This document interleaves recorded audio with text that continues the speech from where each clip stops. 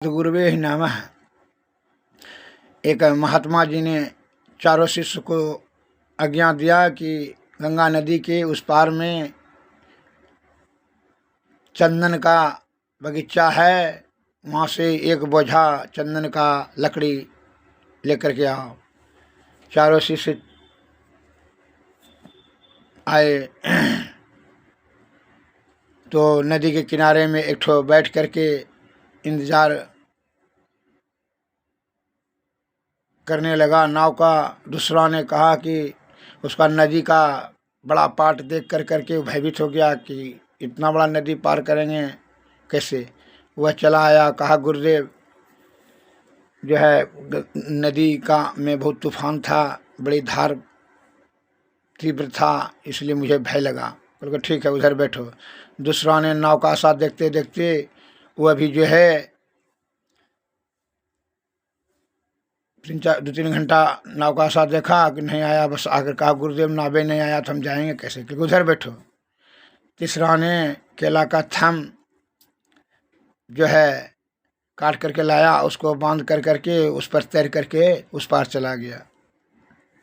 चौथा को तैरने के लिए जानता था और हिम्मत बल बुद्धि था, वो भी तैर करके चला गया।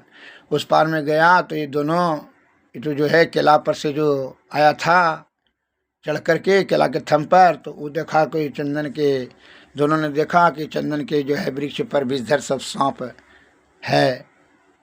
तो वह भयभीत हो गया और जो है केला से वही केला के थम पर चढ़ करके फिर ये पारा कहा गुरुदेव जो है ना विषधर सब सांप था, इसीलिए हम भयभीत हो गए, काट लेता तो मरिए जहाँ से। कहा ठीक है उधर बैठो।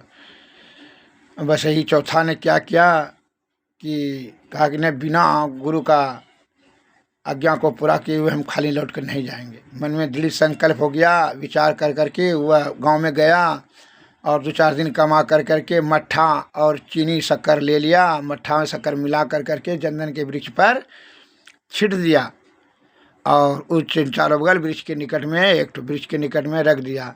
चीटी पिपरी हो गया। दूसरा दिन चीटी पिपरी के भय से सांप भाग गया, उतर करके भाग गया। उसने आराम से लकड़ी चंदन का लकड़ी तोड़ लिया, बोझा बांध लिया। वही लकड़ी पर वह जो है हिला करके पानी में तैरते हुए चलते हुए लेकर के चलाया और गुरु के चरण में आकर रख दिया। कहा ठीक है तुम ही योग्य शिष्य हो, बाकी बात इस सब जो है ना इस सब का दृढ़ संकल्प नहीं है, पूर्ण आस्था और विश्वास और भरोसा नहीं है, इसको बल बुद्धि भी नहीं है। इस सब जो है